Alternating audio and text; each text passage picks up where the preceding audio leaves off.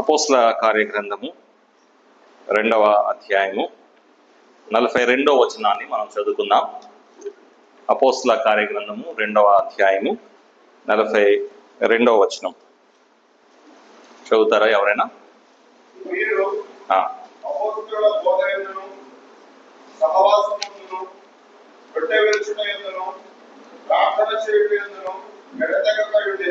Right. చదువుబడిన ఈ లేఖన భాగము ప్రభు మనకై దీవించును గాక. ఉదయకాల సమయంలో మనం ఎందుకు ఈ లోకంలో సజీవంగా ఉన్నామో ఆ విషయాన్ని దేవుని లేఖనం ద్వారా మనం జ్ఞాపకం చేసుకున్నాం. మన సహోదరి తల్లి గారు ప్రభునందు నిద్రించారు కాబట్టి దేవుడు ఆ తలంపు నాకు దయచేశారు. ప్రత్యేకమైన ఆ వర్తమానం మనం విన్నాం. అయితే మధ్యాహ్నం నుంచి రేపు రాత్రి వరకు కూడా అపోస్తల కార్యగ్రంథం నుంచి కొన్ని విషయాలు మనందరం కూడా కలిసి నేర్చుకోబోతున్నాం. మనం చదువుకున్న ఈ వచన భాగము ప్రపంచంలో స్థాపించబడిన మొట్టమొదటి సంఘం గురించి చెప్పబడుతుంది కదా. ప్రభువైన యేసుక్రీస్తు ఆయన చనిపోయి సమాధి తిరిగి లేచి తన శిష్యులకు కనబడి ఆయన మీరు సర్వలోకంకు వెళ్ళి సర్వ సృష్టికి సువార్తను ప్రకటించండి అని వారికి ఆజ్ఞాపించి పరలోకంకు వెళ్ళాడు. ఆయన వాగ్దానం చేసిన రీతిగా పరిశుద్ధాత్మ దేవుణ్ణి ఆయన పంపించాడు. పరిశుద్ధాత్మ దిగి వచ్చాడు. పరిశుద్ధాత్మ దిగి వచ్చినప్పుడు శిష్యులు ఆత్మ పూర్ణై యేసు ప్రభు సువార్తని ప్రకటించారు. సువార్తను ప్రకటిస్తుండగా అనేక హృదయాలు నొచ్చబడాయి. వారు అపోస్తలుల దగ్గరికి వచ్చి మేమేం చేయాలి అని అపోస్తలులు అడిగినప్పుడు 38వ వచనంలో అపోస్తలులు చెప్పారు. పేతురు చెప్తున్నాడు కదా, మీరు మారు మనసు పొందండి, యేసు ప్రభు యందు విశ్వాసం ఉంచి రక్షణ పాప క్షమాపణ పొందండి అని తెలియపరిచారు. అలాగా వారు ఆ మాటను అంగీకరించారు, యేసు ప్రభు యందు విశ్వాసం ఉంచారు, రక్షణ పొందారు, సాక్ష్యం ఇచ్చి బాప్టిజంలో సాక్ష్యం ఇచ్చి సంఘముగా చేర్చబడారు. ఇప్పుడు సంఘంగా వీరు ఏం చేస్తున్నారు అనే దాంట్లో నుంచి మనకి కొన్ని పాఠాలు మనము నేర్చుకోబోతున్నాం. యెరూషలేములో ఉన్న ఈ మొట్టమొదటి సంఘము మనకు ఒక మాదిరి చూపెడుతుంది. అన్ని కాలాల్లో ఉన్న సంఘాలు, అన్ని స్థలాల్లో ఉన్న సంఘాలు ఈ మాదిరిని అనుసరించాలని దేవుడు ఈ సంగతి మన కొరకే రాశాడు. అలాగైతే కనీసం 8 విషయాలు ఈ మొట్టమొదటి సంఘం దగ్గర నుంచి మనము మాదిరిగా తీసుకోవడానికి మనము ఆలోచన చేస్తాం. దాంట్లో మొట్టమొదటిది మనం చదువుకున్న వచనంలోనే వీరేం చేస్తున్నారు?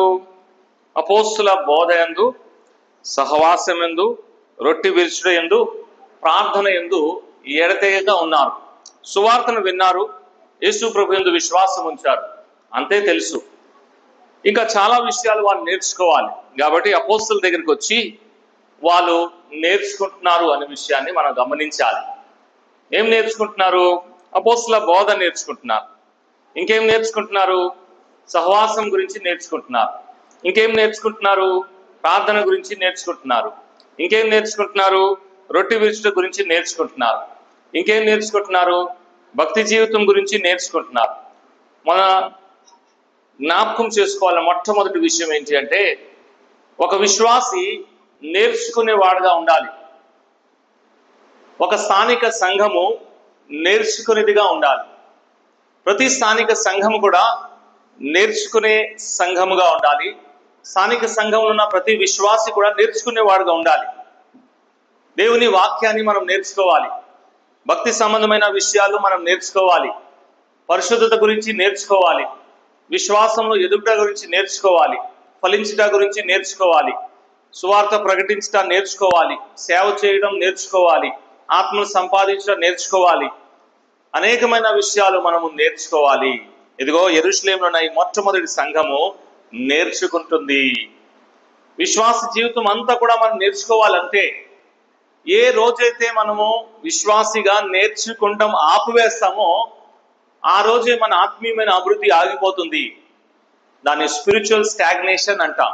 అంటే ఆత్మీయమైన ఎదుగుదల ఆగిపోతుంది. మనం ఎప్పుడైతే నేర్చుకుంటా ఆపివేస్తామో అక్కడే మన ఆత్మీయమైన అభివృద్ధి ఏమైపోతుంది? ఆగిపోతుంది. మనం నేర్చుకునే వారుగా ఉండాలి అనేది దేవుని యొక్క వాక్యం మనకు తెలియపరుస్తుంది. నేటి దినాల్లో ఎందుకు ఆత్మీయమైన ఎదుగుదల కావట్లేదు, ఎందుకు ఆత్మీయమైన ఎదుగుదల ఆగిపోయిందో తెలుసా? ఇందాక దేవుని దాసులు కూడా ఆ విషయాలు తెలియపరుస్తూ వచ్చారు. నేర్చుకోవడానికి మనం ఇష్టపడట్లేదు. నాకంతా వచ్చులే అంటున్నాం, నాకంతా తెలుసులే అంటున్నాం. నువ్వు నాకు నేర్పించేదేంటి, నేను నీ దగ్గర నుంచి నేర్చుకునేదేంటి అంటున్నాం కదా. కానీ విశ్వాసి జ్ఞాపకం ఉంచుకోవాలి ఏంటి అంటే, జీవితాంతము మనము నేర్చుకునేవారుగా ఉండాలి. అలాగైతే ఎన్నో అవకాశాలు దేవుడు మనకి ఇస్తున్నాడు కదా. నియామక కూడికలు ఉన్నాయి, సహవాసం ఉంది, ప్రత్యేకమైన కూడికలు ఉన్నాయి, వ్యక్తిగత వాక్య ధ్యానాలు ఉన్నాయి, కుటుంబ ప్రార్థనలు ఉన్నాయి, స్తుతి కూడికలు ఉన్నాయి, ఎన్నో విషయాలు ఉన్నాయి. మనం ఏదైనా నేర్చుకుంటున్నామా? మనం నేర్చుకునే విశ్వాసులుగా ఉన్నామా? ఒక సంవత్సరం గతించిపోయింది అని జ్ఞాపకం చేసుకుంటున్నాం, మంచిదే. కానీ గతించిపోయిన ఆ సంవత్సరంలో మనం ఏం నేర్చుకున్నాం?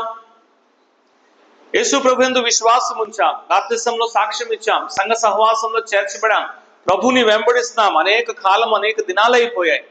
ఏదైనా నేర్చుకున్నామా? ప్రభు వలె ప్రేమించుట నేర్చుకున్నామా? యేసు ప్రభు వలె క్షమించుట నేర్చుకున్నామా? యేసు ప్రభు వలె తగ్గింపు నేర్చుకున్నామా? పరిశుద్ధంగా జీవించుట నేర్చుకున్నామా? ప్రభువుకి ఇచ్చుట నేర్చుకున్నామా? క్షమించుట నేర్చుకున్నామా? చాలా విషయాలు ఉన్నాయి. మనం నేర్చుకునే విషయంలో మనము జాగ్రత్త పడాలి. విశ్వాసి జీవితాంతము నేర్చుకుంటూ ఉంటాడు. ఈ విషయాన్ని జ్ఞాపకం ఉంచుకోవాలి. పౌలు ఒక సంఘంకి ఇలా రాస్తూ అంటున్నాడు, చూడండి. ఫిలిప్పీ పత్రిక 4:9 చదువుతాం. పౌలు ఫిలిప్పీలకు రాసిన పత్రిక 4వ అధ్యాయం 9వ వచనంలో ఈ మాట అంటున్నాడు, చూడండి. ఒక సంఘంకే చెప్తున్నాడు, నీవు నా వలన ఏమి నేర్చుకుంటిరో అన్నాడు కదా. నేర్చుకున్నారు ఫిలిప్పీ సంఘస్థులు అపోస్తలుడైన పౌలు దగ్గర నుంచి నేర్చుకున్నారు. అలాగా తెస్సలోనికీయులు నేర్చుకున్నారు. మనం నేర్చుకోవాలి ప్రియులారా. అలాగైతే నేర్చుకునే వారుగా ఉందాం. ఈ సంవత్సరం అంతా ప్రభు దగ్గర నుంచి మనం నేర్చుకుందాం. ఆయన పాదాల చెంత కూర్చొని ఆయన దగ్గర నుంచి మనం నేర్చుకుంటాం, నేర్చుకునే వారుగా ఉంటాం. రెండోది ఇంకేం చేస్తున్నారు? అపోస్తల కార్య గ్రంథం 2వ అధ్యాయం 42వ వచనంలో ఎడతెగగా ఉండిరి అనే మాట చెప్తున్నాడు. అంటే నేర్చుకున్న విషయాల్ని వారు ఆచరించే వారుగా కనబడుతున్నారు. కాబట్టి రెండోది, మనం కేవలం నేర్చుకోవడం మాత్రమే కాదు, ఏం చేయాలి? ఆచరించే వారుగా కూడా ఉండాలి, పాటించే వారుగా కూడా ఉండాలి. వారు నేర్చుకుంటున్నారు, వాటి ప్రకారంగా చేస్తున్నారు. అందుకే ఎడతెగగా ఉండిరి అనే మాట రాశారు. అపోస్తలుల దగ్గర నుంచి ఏ విషయం అయితే వాళ్ళు నేర్చుకుంటున్నారో ఆ విషయాన్ని వారు పాటించేవారుగా ఉన్నారు. నేను ఎలాగంటాను, ఇక్కడ కూర్చున్న మన అందరిలో ఎవరిని అడిగినా ప్రార్థన గురించి కానీ, వాక్యం గురించి కానీ, పరిచర్య గురించి కానీ ఎవరిని అడిగినా అనర్గళంగా చెప్తారేమో. ఎందుకంటే నేర్చుకుంటున్నాం అంతా, మంచిదే. నేర్చుకునే విషయంలో మనందరికీ 100కి 100 మార్కులు వస్తాయి. అన్ని నేర్చుకుంటున్నాం. ఎందుకు?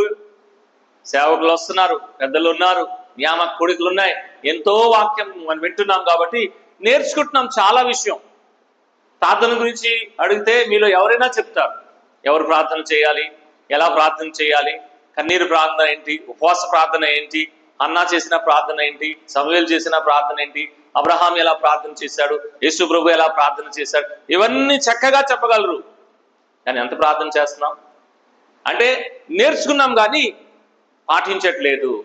వాక్యం గురించి అడిగితే, వాక్యం దేవునిది, వాక్యం పరిశుద్ధమైంది, వాక్యము నిత్యం ఉండేది, వాక్యం ద్వారా దేవుడు మనతో మాట్లాడతాడు, దేవుని వాక్యాన్ని మనము ఘనపరచాలి, ఎన్నో విషయాలు ఉన్నాయి. కానీ సొంతంగా మనం ఎంత చదువుతాం దేవుని వాక్యాన్ని? సువార్త గురించి అడిగితే సువార్త ప్రకటించాలి, ప్రకటిస్తే ప్రజలు వింటారు, విశ్వసిస్తారు, రక్షణ పొందుతారు. కానీ మనం ఎంత సువార్త ప్రకటిస్తున్నాం? దేవునికి ఇచ్చే విషయంలో దేవుని ఇవ్వాలి, ఇచ్చి ఘనపరచాలి, మొదటి భాగం ఇవ్వాలి, దశమాంశం ఇవ్వాలి, ఎన్నో ఉన్నాం. కానీ చేస్తున్నామా? నేర్చుకుంటున్నాం కానీ అభ్యాసంలోకి దాన్ని తీసుకురావట్లేదు. అలాగైతే ఈ మొట్టమొదటి సంఘం ద్వారా రెండోది మనం ఏం నేర్చుకుంటున్నాం? వీరు ఏ విషయాలైతే అపోస్తలుల దగ్గర నుంచి నేర్చుకుంటున్నారో వాటిని అభ్యసించే వారుగా ఉన్నారు. They are a learning church as well as a practising church. వారు నేర్చుకునే సంఘంగా ఉన్నారు, అదే సమయంలో నేర్చుకున్న విషయాల్ని అభ్యసించే వారుగా ఉన్నారు. మన సంగతి ఏంటి? ఎన్నో విషయాలు దేవుడు మనకి నేర్పిస్తున్నాడు. మనం నేర్చుకుంటున్న ఆ సంగతిని మనం ఎంత అభ్యాసంలో పెడుతున్నాం, ఎంత పాటించే వారుగా ఉన్నాం, మనమే పరీక్షించుకోవాలి. దేవుడు ప్రతి స్థానిక సంఘం దగ్గర నుంచి ఏం కోరుకుంటున్నాడంటే, ప్రతి స్థానిక సంఘము మొదటగా నేర్చుకునేదిగా ఉండాలి. రెండోది నేర్చుకున్న విషయాల్ని ధైర్యంగా పాటించే. మూడవది అపోస్తల కార్యగ్రంథము 2వ అధ్యాయంలో 44వ వచనం చదువుదాం. 44వ వచనం చూడండి.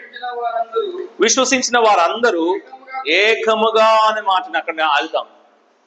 విశ్వసించిన వారందరూ ఎలా ఉన్నారు చెప్పండి? ఏకముగా. విశ్వాసులైన మన అందరము కూడా ఏకముగా ఉండాలి, ఐక్యత కలిగి ఉండాలి. ఈ విషయాన్ని మనం నేర్చుకున్నాం. యెరూషలేములో స్థాపించబడిన ఈ మొట్టమొదటి సంఘం చూడండి, అక్కడ రాశాడు ఇంచుమించు 3000 మంది ఆ రోజు యేసు ప్రభువునందు విశ్వాసం ఉంచి బాప్తిస్మలో సాక్ష్యం ఇచ్చారు. ఈ 3000 మంది ఎవరు? వీరు ఆయా దేశం నుంచి వచ్చిన వారు, ఆయా భాషలు మాట్లాడేవారు. జాతి పరంగా అందరూ యూదులే గాని వీరు ఆయా దేశం నుంచి వచ్చారు, వారి వారి దేశ భాష మాట్లాడుతున్నారు. వీరిలో ఎంతమందికి ఒకరితో ఒకరు పరిచయం ఉంది, వీటిలో ఎంతమందికి ఒకరితో ఒకరు బాంధుత్వం ఉంది అంటే మనకు తెలియదు. నేను ఇలాగంటాను, కనీసం వారికి ఒకరితో ఒకరు ముఖ పరిచయం కూడా లేదేమో. పండుగని ఆచరించడానికి వచ్చారు యెరూషలేము, సువార్తను విన్నారు, ముందుకు వచ్చారు, ప్రభువుని అంగీకరించారు, అంతే. దానికి ముందు వీరు ఎవరో ఒకరికొకరు తెలియదు. కానీ ఇప్పుడు యేసు ప్రభువునందు విశ్వాసం ఉంచిన కారణాన్ని బట్టి వీరు ఎలా ఉన్నారు? ఏకముగా ఉన్నారు, ఐక్యతగా. ఈ విశ్వాసుల మధ్యలో మంచి సంఘంలో ఐక్యత ఉండాలి, విశ్వాసుల మధ్యలో ఐక్యత ఉండాలి. ఎందుకు ఐక్యత? యేసు ప్రభుని బట్టి.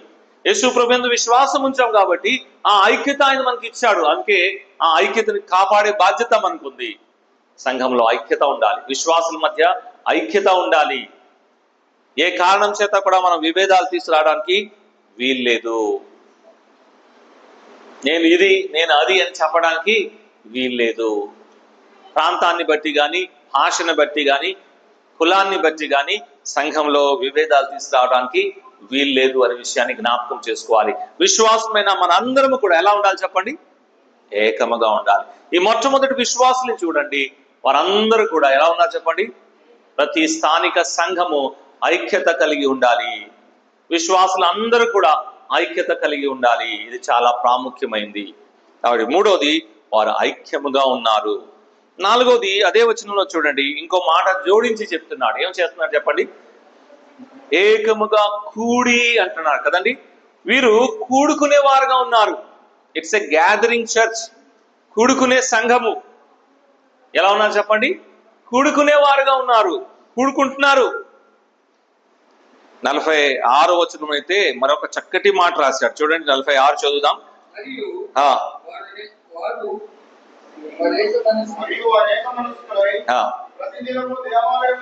తప్పక కూడి అన్నాడు. చూసారా ఎలా ఉన్నా చెప్పండి?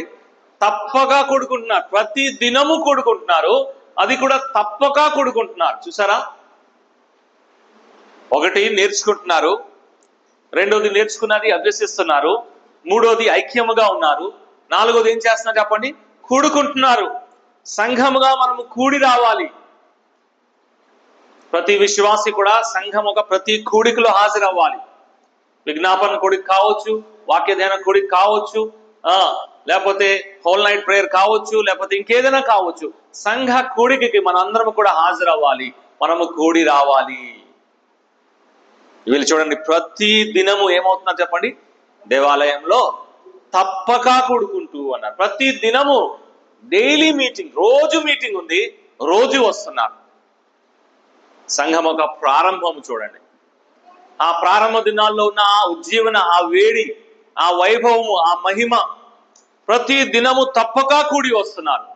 అయితే పతనము చూడండి ఎలా జరిగింది, ఎలా క్షీణించిపోయారంటే, అపోస్తులు ఉన్న ఆ కాలం ఒక చివరిలోకి వచ్చినప్పటికీ సమాజముగా కూడుకుంటా మానక అనే పరిస్థితి వచ్చింది. హెబ్రీ పత్రిక 10:25 చెప్తున్నాడు కదా. చదువుతారా ఆ మాట? చూడండి, హెబ్రీ పత్రిక 10వ అధ్యాయం 25వ వచనంలో ఏమంటున్నాడు హెబ్రీ గ్రంథకర్త? అంటున్నాడు,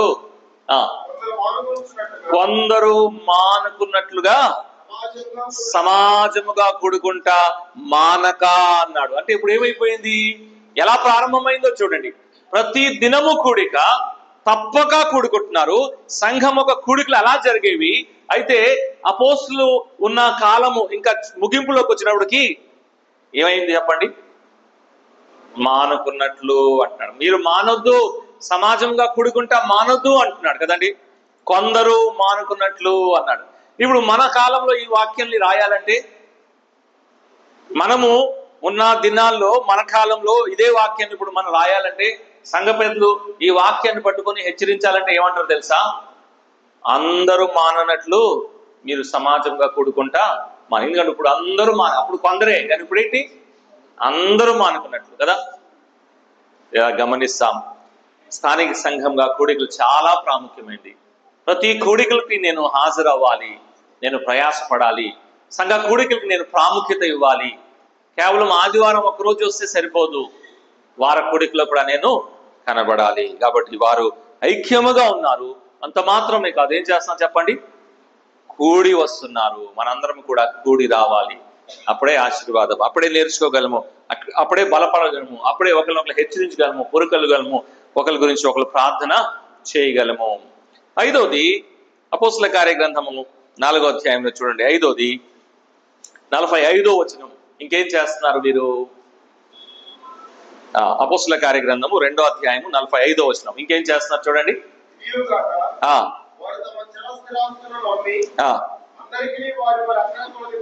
పంచిపెట్టిరి అంటున్నారు కదండి. పంచిపెట్టే సంఘం అండి, పంచిపెట్టే విశ్వాసులు. It's distributing church. పంచిపెట్టే సంఘము. విశ్వాసులు ఏం చేస్తున్నారు చెప్పండి? సహాయం చేస్తున్నారు, గుప్పెట్లు విప్పుతున్నారు, అవసరాలు తెలుసుకుంటున్నారు, ఎవరు అవసరం ఏంటో తెలుసుకొని వారికి సహాయం చేయటకు ఎంతవరకు వెళ్తున్నారు? వారి ఆస్తులు అమ్ముతున్నారు కదండి. వారికి సహాయం చేయడానికి ఎంతవరకు వెళ్తున్నారంటే, వారి ఆస్తి అంటే ఎంత నష్టం కలిగినా పర్వాలేదు, నేను మాత్రం నా సహోదరికి ఏం చేయాలి? సహాయం చేయాలి. పంచిపెట్టే సంఘము. మన సంఘాలు పంచిపెట్టే సంఘాలుగా ఉండాలి, సహాయం చేసే సంఘాలుగా ఉండాలి. విశ్వాసులుగా మనము గుప్పిట్లు ఇప్పేవారుగా ఉండాలి, ఇతరుల్ని ఆదుకునేవారుగా ఉండాలి, అవసరాల్లో సహాయము చేసేవారుగా మనం ఉండాలి. ఈ మొట్టమొదటి సంఘము చూడండి ఎంత చక్కటి మాదిరి చూపెడుతుంది. సంఘం ఎప్పుడు కూడా ఇచ్చేదిగానే ఉండాలి, కానీ తీసుకునేదిగా ఉండకూడదు. నేటి దినాల్లో ఒక విపరీతమైన ట్రెండ్ ని చూస్తున్నాం కదా. సంఘాలు ఇప్పుడు దేనికి ఎక్కువ ఇంట్రెస్ట్ చూపెడుతున్నాయి తెలుసా? బ్యాంక్ బ్యాలెన్స్ పెంచుకోవడానికి కదండి. మనం ఏంటి చెప్పండి? సమకూర్చుకోవాలి, సమకూర్చుకోవాలి, సమకూర్చుకోవాలి అంతే. కానీ సంఘ ప్రారంభం చూడండి, ప్రారంభంలో ఉన్న విశ్వాసులు వైఖరి చూడండి, ఇవ్వాలి ఇవ్వాలి ఇవ్వాలి, మనం నష్టపోయినా ఇవ్వాలి. కానీ ఇప్పుడు ఏమవుతుంది చెప్పండి? సమకూర్చాలి, మన బ్యాంక్ బ్యాలెన్స్ పెరగాలి, బ్యాంకులో ఎక్కువ డబ్బులు ఉండాలి, మనం ఇంకా గ్యాదర్ చేసుకోవాలి అనే విషయంలోనే సంఘాలు ఉంటున్నాయి. ఎంత విచారము. వీరేం చేస్తాం చెప్పండి? పంచిపెట్టిది. It's distributing church. ప్రతి విశ్వాసి, ప్రతి స్థానిక సంఘము పంచిపెట్టేదిగా ఉండాలి. మొదటిది ఇట్స్ ఎ లెర్నింగ్ చర్చ్, నేర్చుకునే సంఘము. రెండోది ఇట్స్ ఎ ప్రాక్టీసింగ్ చర్చ్, అభ్యసించే సంఘము. మూడోది ఇట్స్ ఎ యునైటెడ్ చర్చ్, ఐక్యముగా ఉండే సంఘము. నాలుగోది ఇట్స్ ఎ గ్యాదరింగ్ చర్చ్, కూడుకునే సంఘము. ఐదోది ఇట్స్ ఎ డిస్ట్రిబ్యూటింగ్ చర్చ్. ఆరోది చూడండి 46వ వచనంలో చదువుకుందాం. 46వ వచనం.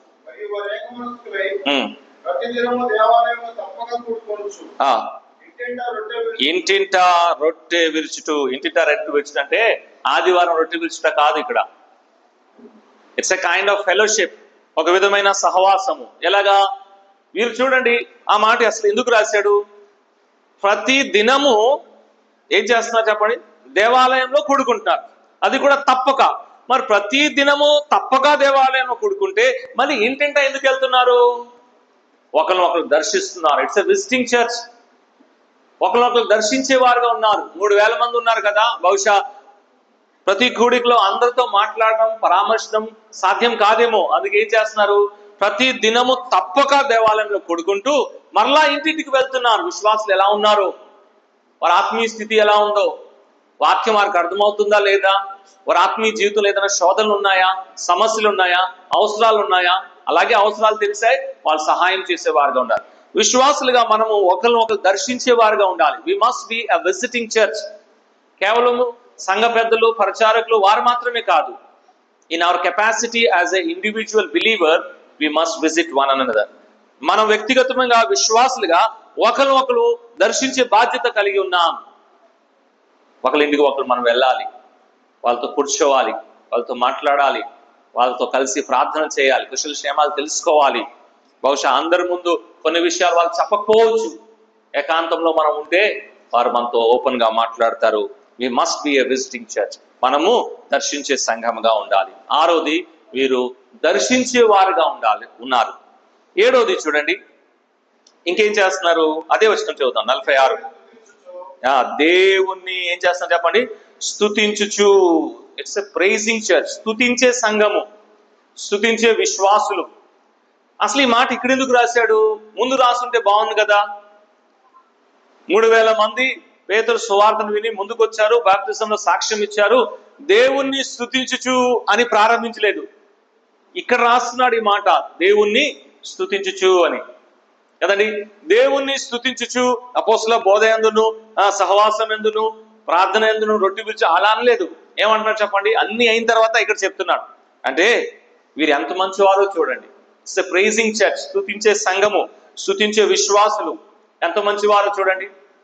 అపోస్తలుల బోధ నేర్చుకుంటున్నారు, దేవుణ్ణి స్తుతిస్తున్నారు. నేర్చుకున్న విషయాన్ని అభ్యసిస్తున్నారు, దేవుణ్ణి స్తుతిస్తున్నారు. ఐక్యముగా ఉన్నారు, దేవుణ్ణి స్తుతిస్తున్నారు. కూడి వస్తున్నారు, దేవుణ్ణి స్తుతిస్తున్నారు. పంచి పెడుతున్నారు, దేవుణ్ణి స్తుతిస్తున్నారు. ఒకరినొకరు దర్శిస్తున్నారు, దేవుణ్ణి స్తుతిస్తున్నారు. దేవుణ్ణి స్తుతించుచు అన్నాడు కదండి. ఒక సంఘంలో స్తుతించేవారు ఉంటే ఎంత ఆత్మీయత ఉంటుందో తెలుసా? ఎంత ఆనందం ఉంటుందో తెలుసా? సంఘం ఎంత అభివృద్ధి చెందుతుందో తెలుసా? స్తుతించేవారు కావాలి సంఘంలో. విశ్వాసులు అందరూ కూడా దేవుణ్ణి స్తుతించేవారు ఉండాలి. అపోస్తలుడైన పౌలు తెస్సలోనికీయులకు రాస్తూ అంటాడు, ప్రతి విషయంలో ప్రభువైన యేసు క్రీస్తు ద్వారా దేవునికి కృతజ్ఞతాస్తుతులు చెల్లించుట మీ పక్షంగా దేవుని చిత్తమై ఉన్నది. ఏం చేయాలి చెప్పండి? ప్రతి విషయంలో దేవుణ్ణి స్తుతించాలి. వీరు ఎప్పటి వరకైతే దేవుణ్ణి స్తుతిస్తూ వచ్చారో వీరి ఆత్మీయమైన జీవితము ఒక సూపర్ ఫాస్ట్ ట్రైన్ లాగా పరిగెట్టింది. విశ్వాసులు అనేకులు తీసుకొస్తున్నారు, అనేకులు రక్షణ పొందుతున్నారు, వారికి ఆనందము, సంతోషం ఉంది, స్తుతిస్తున్నారు, నేర్చుకుంటున్నారు. ఎంత అభివృద్ధి చెందుతున్నారో. వారు స్తుతించేంత కాలము వాళ్ళ ఆత్మీయమైన అభివృద్ధి ఒక సూపర్ ఫాస్ట్ ట్రైన్ లాగా పరిగెట్టింది. ఎక్కడ బ్రేక్ పడింది తెలుసా? 6వ అధ్యాయం 1వ వచనం చూడండి. 6వ అధ్యాయం 1వ వచనం, అపోస్తలుల కార్య గ్రంథము 6వ అధ్యాయం 1వ వచనము.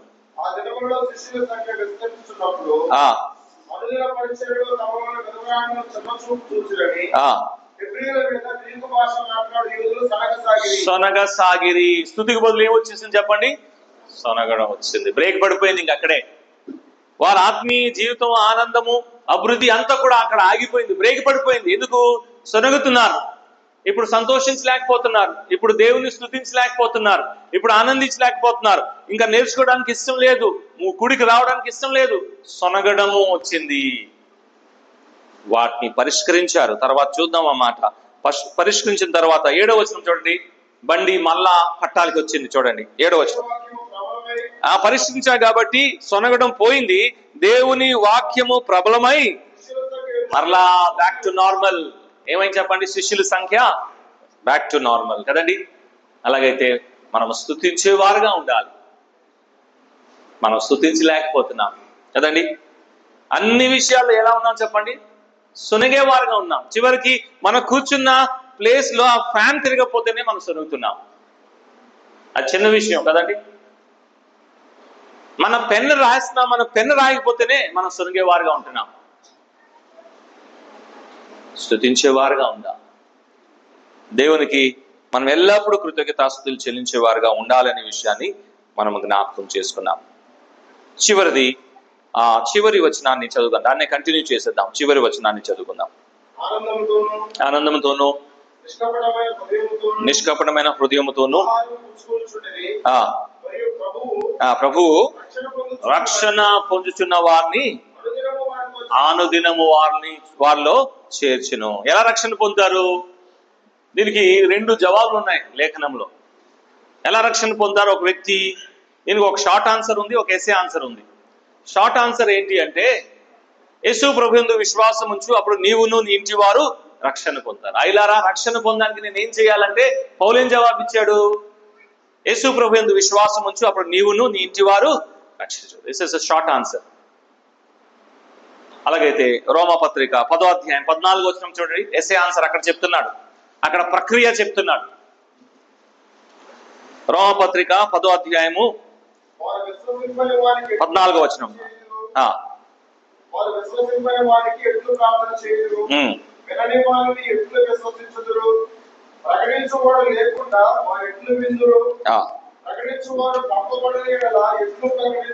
అది ఒక వ్యక్తి రక్షించబడాలి అంటే ప్రక్రియ చెప్తున్నాడు ఇక్కడ. వెనక నుంచి పట్టుకోండి, అప్పుడు అర్థం అవుతుంది. ఒక వ్యక్తి రక్షించబడాలి అంటే, రక్షణ పొందాలి అంటే, రక్షణ సంబంధమైన కార్యము ఒక వ్యక్తిలో జరగాలి అంటే పౌలు అంటున్నాడు, మొదటగా పంపబడాలి కదండి. ఏమో వెనకరించి రండి ఆ వచనం. పంపబడాలి. పంపబడిన వ్యక్తి ఏం చేస్తాడు? ప్రకటిస్తాడు. ప్రకటిస్తే ఏం జరుగుతుంది? ప్రజలు వింటారు. వింటే ఏం కలుగుతుంది? విశ్వాసం కలుగుతుంది. విశ్వాసం ద్వారా రక్షణ. అది ఎలా రక్షణ పొందుతారు అంటే, యేసు ప్రభు యందు విశ్వాసం ఉంచి అప్పుడు నీవును ఇంటి వారు రక్షణ పొందారు. వాస్తవమే, కానీ ఇక్కడ ప్రక్రియ చెప్తున్నారు. ఒక వ్యక్తి పంపబడాలి. పంపబడిన ఆ వ్యక్తి ప్రకటించాలి. ప్రకటించినప్పుడు ప్రజలు వినాలి. విన్నప్పుడు వాళ్ళ హృదయంలో విశ్వాసం కలుగుతుంది. విశ్వాసము ద్వారా రక్షణ. అలాగైతే ఇప్పుడు ఏం జరుగుతుంది? అపోస్తుల కార్యగ్రంథము 2వ అధ్యాయంలో చివరి వచనం మనం చదువుతున్నామే.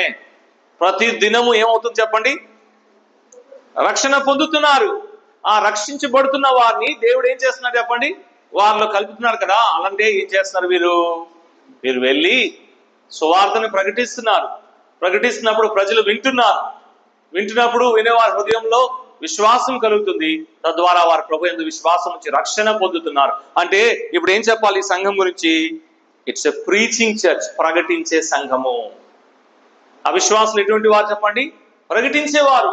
సమాజంలో వెళ్తున్నారు, యేసు ప్రభు నామాన్ని ప్రకటిస్తున్నారు, ప్రజలు వింటున్నారు, విని విశ్వసిస్తున్నారు, రక్షణ పొందుతున్నారు. అట్టి రక్షణ పొందుతున్న వారిని ప్రభు ఏం చేస్తున్నారు? వారిలో చేస్తున్నారు. ఒక స్థానిక సంఘము చేయవలసిన 8 పనులు మనం చూసాం. 8 మాదిరి మనం అనుసరించే వారుగా ఉండాలి. నేర్చుకునే వారుగా ఉండాలి. నేర్చుకునేది అభ్యసించే వారుగా ఉండాలి. మనం ఐక్యముగా ఉండాలి. మనము కూడి రావాలి. మనం పంచిపెట్టేవారుగా ఉండాలి. మనం ఒకరికొకరు దర్శించేవారుగా ఉండాలి. మనము స్తుతించేవారుగా ఉండాలి. మనము సువార్తని ప్రకటించేవారుగా ఉండాలి. యేసు ప్రభు యందు విశ్వాసం ఉంచామే. మనం ఎలా ఉన్నాం? ఈ విషయాల్లో మనం ఎలా ఉన్నాం? నేర్చుకునే విషయంలో కానీ, అభ్యసించే విషయంలో కానీ, ఐక్యత విషయంలో కానీ, లేకపోతే పంచిపెట్టే విషయంలో కానీ, కూడిక విషయంలో కానీ, దర్శించే విషయంలో కానీ, స్తుతించే విషయంలో కానీ, సువార్త ప్రకటించే విషయంలో కానీ మనం ఎలాగున్నాం? అంతా బాగానే ఉంది అంటే ప్రభువుని స్తుతించి ముందుకు కొనసాగుతాం. లేదు, అనేక విషయాల్లో నేను తప్పిపోయాను, చాలా విషయాల్లో నేను తప్పిపోయాను అనుకుంటే ప్రభు దగ్గరకు ఒప్పుకొని మనం ఏం చేయాలి? సరి చేసుకోవాలి. ప్రార్థన చేస్తాం, ప్రభువా అయితే ఈ గుణగణాలు వ్యక్తిగతంగా నాలో, కుటుంబంగా నా కుటుంబంలో, అలాగే నా స్థానిక సంఘంలో ఈ గుణగణాలు మేము కూడా యెరూషలేము సంఘం ఒక మాదిరిగా జీవించడానికి మాకు కావలసిన కృపను దయచేయి అని మనం ప్రార్థన చేయాలి. మన సంఘాన్ని కూడా ఇదే మాదిరిలో మనం నడిపించేవారుగా ఉండాలి. ప్రభువులో ఆనందించాలి, ప్రభువులో సంతోషించాలి. చివరికి ఒక మాట చూద్దాం, చూడండి. పౌలు తెస్సలోనికీయులకు రాస్తూ 2వ పత్రిక 14-15 వచనాలు. పౌలు తెస్సలోనికీయులకు రాసిన పత్రిక 2వ పత్రిక 2వ అధ్యాయము 14-15 వచనాలు. రక్షించబడి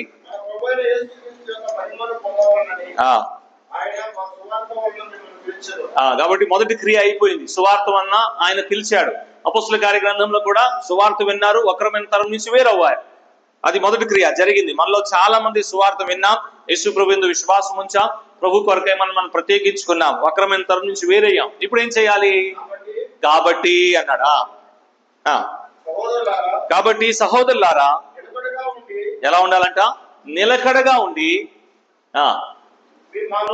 మా నోటి మాట అంటే వారు ఏదైతే బోధించారో అది, మా పత్రిక అంటే వారు ఏదైతే రాసి అందించారో అది, విధులు అంటే దేవుని వాక్యమే. మేము ఏదైతే బోధించామో, మీకు ఏదైతే నేర్పించామో, ఏదైతే తెలియపరిచానో, ఏదైతే మేము మీకు రాసి అందించామో ఏం చేయాలి? దాన్ని చేపట్టుకోవాలి. వాటి ప్రకారంగా జరిపించాలి. ఇప్పుడు వారు ఏదైతే బోధించారో, ఏదైతే రాసి అందించారో అది మనకి ఎక్కడ దొరుకుతుంది? అపోస్తులు ఏమంటున్నారు చెప్పండి? పౌలే రాస్తున్నాడు ఆ మాట, కానీ నా అనలేదు, ఇక్కడ మా అంటున్నాడు. కాబట్టి మా నోటి మాట ద్వారా కానీ, మా పత్రికల ద్వారా కానీ ఏ విషయాలైతే మేము మీకు రాసి అందించామో వాటిని ఏం చేయాలి? చేపట్ట. అవి ఎక్కడ దొరుకుతాయి? వాక్యంలో దొరుకుతాయి. అపోస్తులు ఏం బోధించారో, వారు ఏం రాసి అందించారో ఎక్కడ దొరుకుతుంది? దేవుని వాక్యంలో దొరుకుతుంది. కాబట్టి ఇప్పుడు మనం నేర్చుకోవాలన్నా ఎక్కడికి రావాలి? వాక్యం దగ్గరికి రావాలి. అపోస్తుల కార్యగ్రంథం 15వ అధ్యాయం ఈ చక్కటి పని చేశారండి వారు. అపోస్తుల కార్యగ్రంథము 15వ అధ్యాయంలో ఈ చక్కటి మాదిరి, దేవుని వాక్యాన్ని చదువుకొని నేర్చుకునే ఒక మాదిరిని అపోస్తుల కార్యగ్రంథం 15వ అధ్యాయంలో చదువుతున్నాం. పెద్ద తగాద జరిగింది ఈ అధ్యాయం ప్రారంభంలో. అపోస్తలు పెద్దలు అందరూ కూడా కూడి వచ్చారు, సమావేశం జరిగింది, కొన్ని విషయాలు చర్చించుకున్నారు. వారు చర్చించుకున్న విషయాన్ని రాశారు. ఆ రాతలు 23వ వచనం నుంచి మనకు కనబడుతున్నాయి. నూతనంగా ఎవరైతే యేసు ప్రభు యందు విశ్వాసం ఉంచారో వారు ఏం చేయాలో రాశారు. రాసి ఆ పత్రికని పంపించారు కదా. ఇప్పుడు చూడండి 30వ వచనం చదువుదాం. అపోస్తుల కార్యగ్రంథం 16వ అధ్యాయం 30వ వచనం.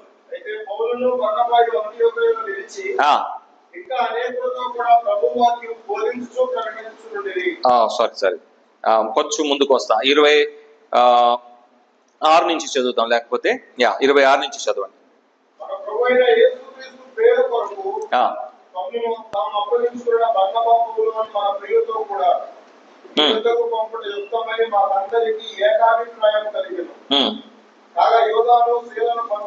వారు యోధాను శీలను పంపి ఉన్నారు.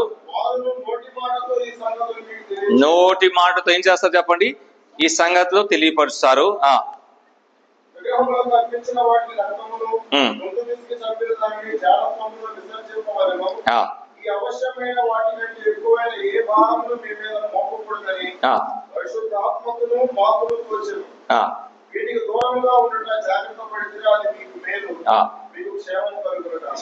అప్పుడు 30, ఇప్పుడు చదువుదాం 30.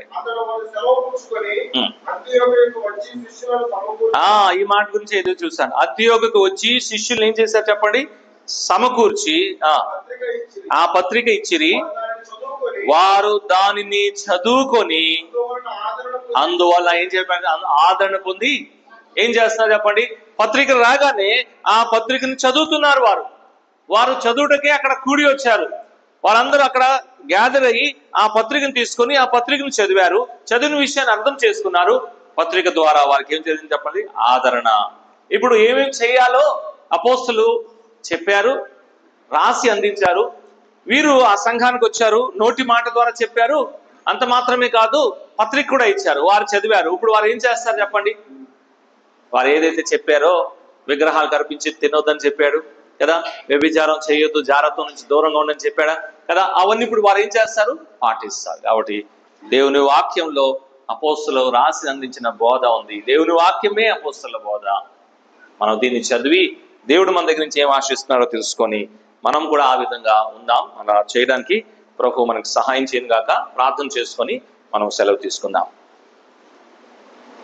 కృపా కనికరం గల మా ప్రియ పరలోకపు తండ్రి, యెరూషలేములో ఉన్న మొట్టమొదటి సంఘము, ఆ సంఘం ఒక చక్కటి మాదిరిని మా ముందు మీరు ఉంచిన విధానం బట్టి మిమ్మల్ని స్తుతిస్తున్నాం. విశ్వాసులుగా, స్థానిక సంఘముగా మేము ఎలా ఉండాలో మీరు మాకు నేర్పించిన విధానాన్ని బట్టి మిమ్మల్ని స్తుతిస్తున్నాం. మేము నేర్చుకునే వారంగా ఉండాలి, కానీ నేర్చుకోవడానికి మేము ఇష్టపడట్లేదు. కాబట్టి ఆత్మీయమైన అభివృద్ధి ఆగిపోయింది. దేవా, నేర్చుకునే మనసు మీరు మాకు దయచేయమని మేము ప్రార్థన చేస్తున్నాం. అంత మాత్రమే కాదు, నేర్చుకున్న సంగతుల్ని ధైర్యంగా మా జీవితంలో ఆచరించడానికి, తద్వారా ఆత్మీయమైన ఆనందం పొందడానికి మీ కృపా సహాయాన్ని అందించండి. మేమందరం కూడా ఆచరించేవారుగా, అభ్యసించేవారుగా ఉండడానికి మీ కృపా సహాయాన్ని అందించండి. మేమందరము ఐక్యతలో ఆనందిస్తూ, ఐక్యతను కాపాడుకుంటూ, ఐక్యముగా ఉండేవారుగా ఉంటూ మీ కృపా సహాయం ఇంకనూ మాకు అందించి నడిపించమని ప్రార్థన చేస్తున్నాం. మేము కూడుకునే వారుగా ఉండడానికి, మా స్థానిక సంఘాల్లో ఉన్న నియామక కూడికలకు మేమందరం కూడా హాజరయ్యే వారుగా ఉండడానికి సహాయం చేయండి. అంత మాత్రమే కాకుండా ఒకరినొకరు మేము దర్శించి, పరామర్శించి, ఒకరికొరకై ఒకరు మేము భారంతో ప్రార్థన చేసే వారుగా ఉండడానికి సహాయం చేయండి. స్తుతించే విషయంలో, మా నోరుని మీరు తెరవండి, మా హృదయాన్ని కృతజ్ఞతాస్తుతులతో మీరు నింపండి. సువార్తను మేము ప్రకటించే వారుగా ఉండుకు మీ కృపా సహాయాన్ని అందించమని, అన్ని విషయాల్లో మీరే మహిమ ఘనత ప్రభావాలు పొందుతారని, ముందున్న భూస్థాపన కార్యక్రమాన్ని కూడా మీరే అధ్యక్షుడిగా నడిపించండి. ఆ కుటుంబాన్ని మీరు ఆదరించి మేమందరం కూడా అక్కడికి వెళ్ళి మా ఒక నిరీక్షణ సాక్ష్యం ఇచ్చుటకు మీ కృపా సహాయం అందించమని, చేరిచ్చిన ప్రియులందరిని బట్టి మిమ్మల్ని స్తుతిస్తున్నాం. ఈ మాటల్ని మా హృదయంలో ముద్రించి, ఈ మాటల్ని మరలా మేము నెమరు వేసుకొని ధ్యానించి ఇంకా శ్రేష్టమైన మేలు పొంది ఆ విధంగా జరిపించుటకు మీ కృపా సహాయం అందించమని మా ప్రార్థన మా ప్రభువైన యేసుక్రీస్తు నామములో అడిగి వేడుకుంటున్నాం మా తండ్రి. ఆమేన్. అందరికీ వందనాలు.